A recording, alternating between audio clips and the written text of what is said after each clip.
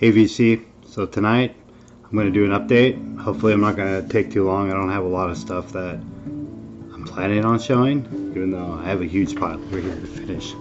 So, first thing I'm going to do to start tonight is, what am I going to start with?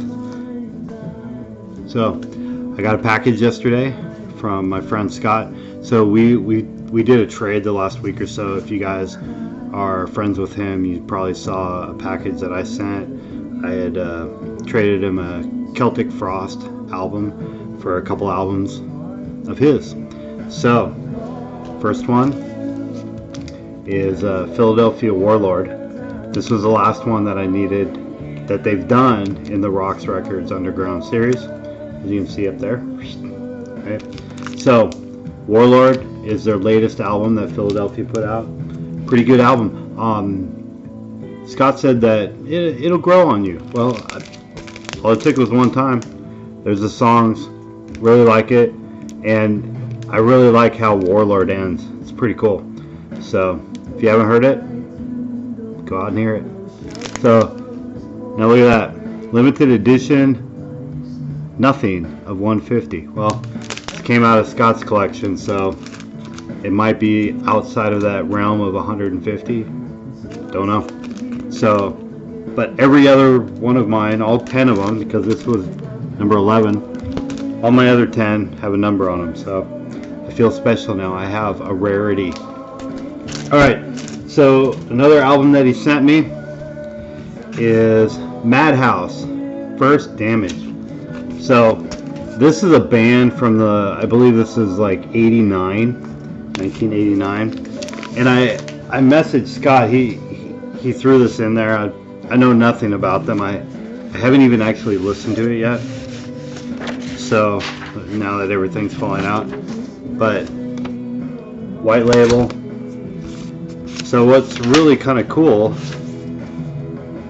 I thought it was going to be a black record. It wasn't a black record. Is that pretty cool? So I asked him if this was like an original 1989 pressing, and he's like, yeah, that's from back then. So lyric sheet on an 8x10 or 8.5 by 11, right? 8.5 by 11. Right, and then another one that tells you about the band, right? So year 1988, actually, May, June 1988. So pretty cool. I look forward to getting it cleaned up and checking it out. So yeah, he said it's like original 88 pressing. I just don't remember vinyl looking like that in the 80s, but obviously they did. So pretty cool. Thanks for that, Scott. And what else did Scott send me? So besides that, that was trade fodder. So he sent me some VCLT type stuff. So some buttons that I didn't have. Into the pit. Come on, focus. Focus, not on my face. Won't focus. Sorry. So, ultimatum. And then Deliverance. Weapons of our warfare. Will not focus on anything but. Wow. Okay. Well, I tried. And then a third square button he sent me. Believer. I showed this record a few updates ago. I finally got an original pressing of Extraction from Mortality. So, killer album. Cool button. I appreciate that. And then he sent me a mass button. That's cool. I didn't have a mass button. And along with that, True Strength guitar pick. I collect guitar picks. I have nowhere near the guitar picks that Scott does, but he sent me one of them, so he has one less, and I have one more now than we had before. Okay, so speaking of mass, I'll just show you this real quick. I just broke this off my shelf, opened it up, and Voices of the Night. 1989, I believe. 1989, yes. So, Voices of the Night, original pressing from 1989. It was still sealed. And have you guys seen these yet? Original analog. Well, you know what this is? It's a sticker that's over the cutout. So, and if you look in there, you see a little piece of paper or that sticker in there. It's hiding the cutout, stuck to the cutout. So they're kind of remarketing these as brand new and being a little sneaky, but their cutouts, they are brand new. So it's just Enigma, and great album. Love this album. I love all of Massive's stuff, so I'm really looking forward to their release this year. It's going to be exciting. And speaking of releases, that. All right. So today I got in Light Force Battle Zone. So this is a 10-inch, and this was their first cassette-only release that they had out before Mystic Thieves, which I showed that off before. And so this is now in vinyl. It's a 10-inch, which is kind of weird. It's got 8 songs on it.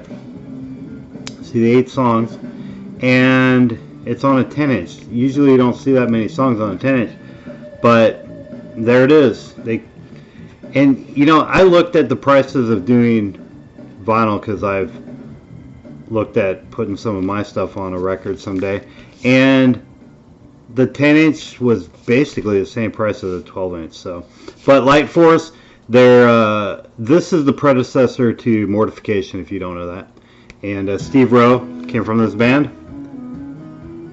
There he is, and produced Mortification. In fact, the Break the Curse, which we know of as Mortification, Break the Curse, was originally Light Force, Break the Curse. So they'd originally done that and recorded that to be Light Force, and then changed their name to Mortification. So with that release, I also picked up the CD and the Mystic Thieves CD too, which I didn't have the CD to the album. I already have the vinyl now. So what's really cool about the packaging for this, so there is what I believe is the original artwork for the album. So if you want, you can just flip it around and pretend like this came out as a CD, and there we go. Light Force Battle Zone, old school, that never actually existed on a CD. So cool. Alright, excited. I've already cleaned and listened to the Battle Zone. Cool. So Light Force is more old school heavy metal, little maybe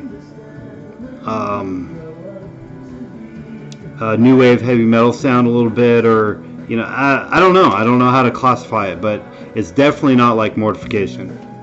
So moving on, because we are quickly getting time away from us. All right, so Update Records, Pink Floyd, collection of great dance songs. So I see the original a lot, and it's just wore. So many of these are just wore out. This is like a greatest hits album, and of course in the plastic you're not going to see any of the songs, so I gotta rip it out. But I like this album because, man, I can't get it to focus for nothing. So one of these days, I can't even read it myself. One of these days, Money, Sheep, Shine On You Crazy Diamond, Part 1 through 4, Wish You Were Here, and Another Brick in the Wall, Part 2. So it's kind of like a really cool greatest hits. Put it on, enjoy it. Don't have to flip through a bunch of albums, and there it is. So, all right. Now, a couple weeks ago, at my local shop, I saw he had gotten in several Ted Nugents. So I didn't have Weekend Warrior yet. This one was in pretty good condition, and promo, white sticker radio station promo. So one of these has not this one. One I got recently they had marked like the songs that they play on it too. They check mark and underline. So this one's in pretty decent condition. You can see what I paid for it, $3. So, but you can still read the spine on it, and mostly, actually, there's no writing on the spine. Oh yeah, it says it's really light. You just can't hardly see it. It's just so light, can't hardly see it. So Ted Nugent, love him. So promo to show that it's not gold stamp, it's a silver stamp. All right, so the next one I got to show off is another Ted Nugent, right there. So Ted Nugent, and this one here is, oh, wrong side, gold stamp promo. So I want to pay it a couple more dollars for, but so there was like 3 or 4 more radio station and different promo records of Ted Nugent, but these were the only 2 that were worth buying. The others were fairly trashed, so very listened to. And I got a couple more albums I'm going to show, and then we'll cut it loose. So Johnny Cash, the singing storyteller. So I picked this one up not too long ago, and this is a pristine condition album. Look at the songs that are on there. So this is a original pressing too, and couldn't believe they only had it for $8. So usually original pressing Johnny Cash's are $20+ usually, but this one was good. So Johnny Cash in Tennessee 2. I think this was one of the last Johnny Cash in the Tennessee 2s that I have to pick up. Someday I'll have to do a Johnny Cash collection, and so I think this will be just about the last record I show tonight.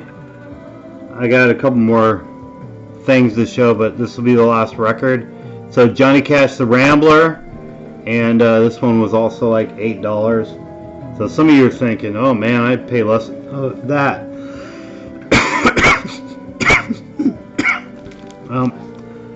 It's cool gold stamp promo, and so I was at radio station promo, right?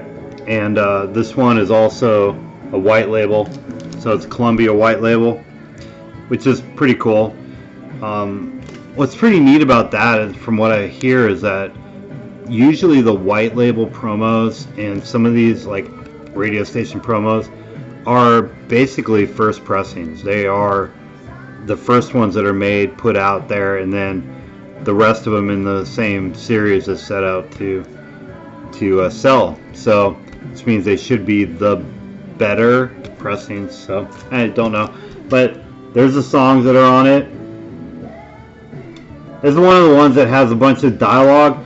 I think this is taken from a movie. I'm not quite sure. I believe it's a movie. You guys can tell me, correct me. I know a lot about Johnny Cash, but I don't know about this one. So, and I didn't look it up. I should have, but I didn't. So, with that, tonight, if you could hear in the background at all, we're listening to Phil Keaggy. And these 2 tapes I just got off Amazon, not Amazon. What's the other place? eBay. Yes, eBay. So Find Me in the Fields by Phil Keaggy, and this is from 1990. So if you guys want to, oh, is that upside down? There's upside down. Right. There's the songs that are on here. I said strong because there's Strong Tower, right? Oh, there we go. Look, it's focusing. Yay, you can focus. Alright, and each one of the guitars denotes like a guitar instrumental. So it's a bunch of songs and instrumentals. I love it. Like right now, he's got some jam and blues going on. If you've heard, this album's all over the place. It's got some good music. And then I also picked up Time, #1. So it's a greatest hits from 70 what is it, from 70 to 95. So, and then he has one time 2 that's from past that, but this one's still sealed. I haven't unsealed it yet. So, old school, love it. I love Phil Keaggy, one of my favorite musicians. I think he's one of the most blessed musicians on the earth. If you've never seen him, heard him, man, I suggest you go find him out, look him out, check him out. He's got a bunch of stuff on YouTube, and he is just a really, really gifted guitar player, musician, singer, songwriter, the whole 9 yards. So, all right, guys, I think that's about it. Got that. Hey, a small one. I'm still at 15 minutes, but I guess I can't do a short one, but you know, I guess it is. And we're listening to my new console, which I haven't done a video on, and maybe this weekend I'll do a video on how it is right now and my plans for it. So, all right, you guys, thanks for checking it out. If you like what you see, subscribe. If you don't subscribe or unsubscribe. I don't care. If you want to get notifications, ring the bell. Punch the bell, ring the bell, whatever is it over here? I don't remember. And then, last but not least, you guys take care and God bless.